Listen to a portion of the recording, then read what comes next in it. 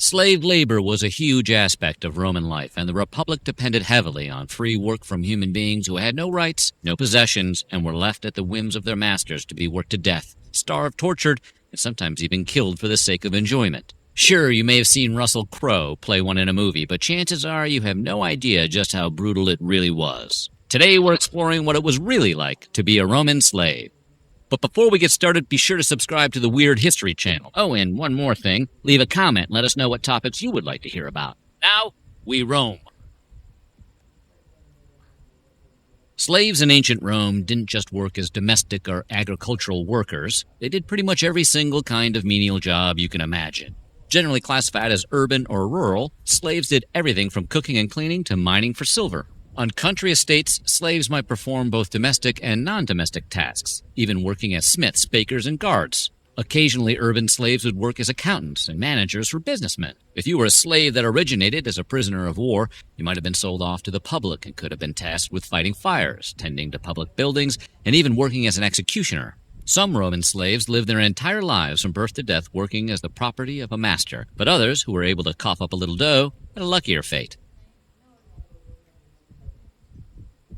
The oldest and easiest way for a slave to achieve freedom was simply being given freedom by one's master. Perhaps in a will, although some sort of ceremony or payment usually went along with it. Some folks became slaves by selling themselves into servitude to repay their debts over a certain amount of time. If that was the case, you'd be freed as soon as your contract was complete. Slaves could also accumulate money by giving up peculium, or account, that they controlled while under the authority of a master. This type of wealth could be land or currency, and although it was technically still under the control of the master, slaves could use this as a tool to purchase their freedom. After buying their freedom, slaves didn't just magically become full-fledged Roman citizens, though. After the process of manumission, aka buying your freedom, these former slaves were more like conditional citizens and became clients of their former owners. They were also restricted from taking public office. And if you were under the age of 30 and wanted to buy your way out of servitude, you were completely out of luck.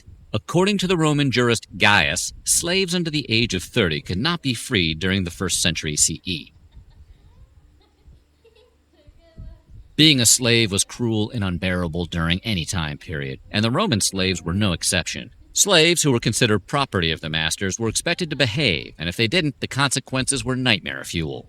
In Maniacomi by Plautus, the 2nd century playwright attributes the following words to Messenio, a slave. Stripes, fetters, the mill, weariness, hunger, bitter cold, fine pay for idleness. That's what I'm mightily afraid of. Surely, then, it's much better to be good than to be bad. I don't mind tongue lashings, but I do hate real floggings. Yikes. Slave owners could beat and punish slaves harshly, inflicting everything from whippings to chains and fetters. Masters also had free rein to sell their slaves, execute them by hanging or crucifixion, and make them do the worst possible tasks as punishment. And if you tried to run away, they'd brand you. Yeah, ouch! Nothing sounds less appetizing than limited rations of bread, right?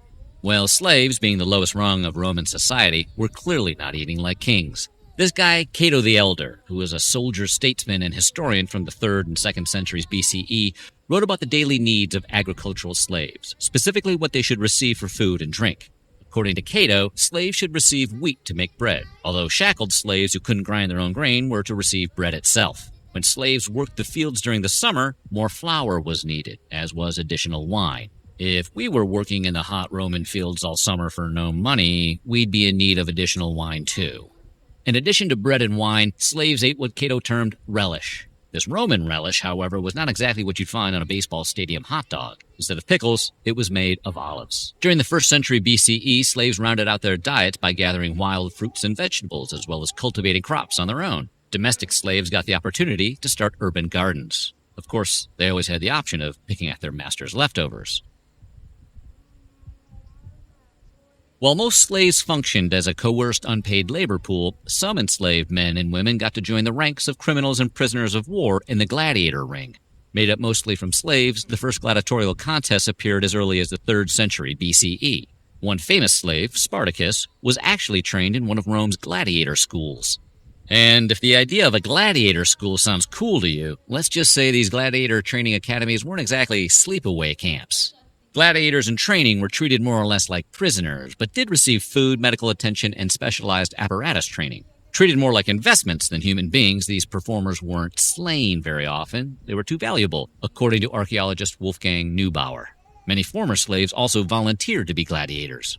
With limited opportunities after buying their freedom, aka manumission, they essentially gave themselves back to servitude, swearing a gladiatorial oath to be burned by fire, bound by chains, to be beaten to die by the sword. Okay, for an oath, we've got to admit, the gladiator oath is pretty hardcore.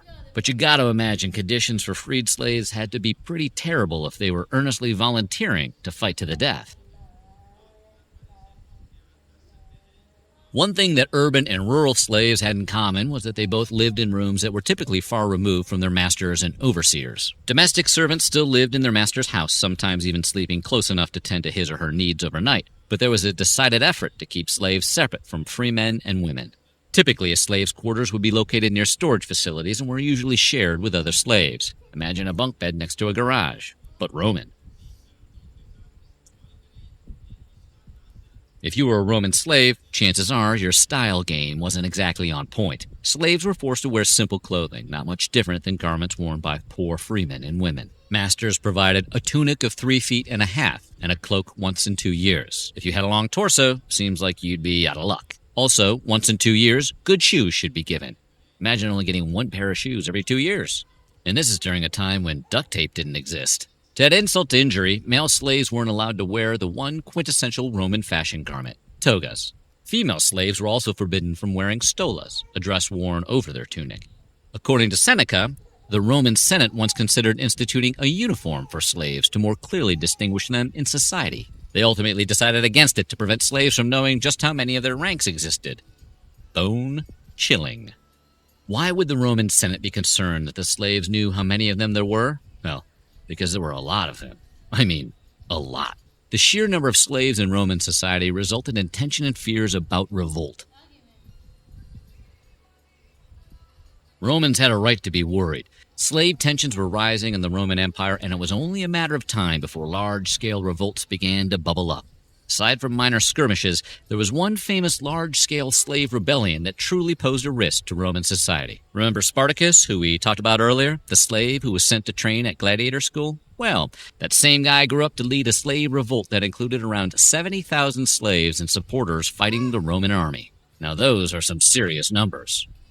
Spartacus and his forces fought against the Roman military several times from 73 to 71 BCE, defeating them 3 times before being slain. According to sources, Spartacus fought valiantly to the end, wounded by a spear thrust in the thigh, but went down on one knee, held a shield in front of him, and fought off his attackers until he and a great number of his followers were encircled and fell. While Spartacus and his army may have lost in the end, their fight didn't amount to nothing. Concerns over future uprisings prompted some legal action to ensure, or at least encourage, better treatment of slaves.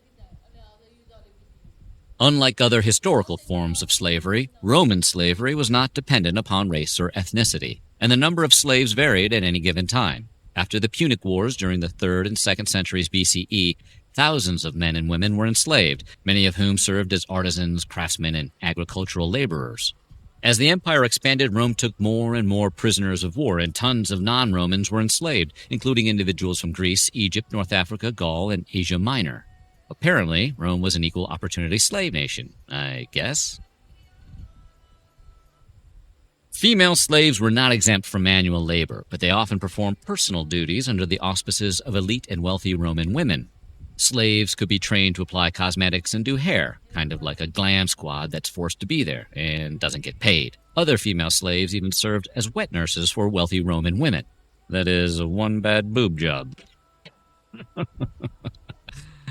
Empress Livia, Augustus's wife, had more than 1,000 attendants, many of whom were female and male slaves alike. Female slaves were also vulnerable to the whims of male masters, could end up as the unfortunate victims of sexual abuse, sometimes with the masters charging a fee for the male slaves to engage in these heinous acts.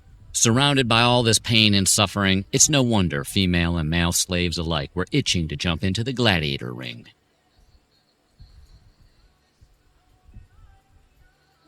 Slavery was pervasive and fundamental to the Roman economy, but there were different opinions on how slaves should be viewed in Roman society. Stoics, most notably Seneca the Younger, wrote about the relationship between slave and master, emphasizing the humanity of the former alongside the responsibility of the latter to be kind and paternalistic. According to Seneca, a slave sprang from the same stock, is smiled upon by the same skies, and on equal terms with yourself breathes, lives, and dies. Former slave Epictetus lived and taught in Rome, also calling for the fair treatment of slaves by masters.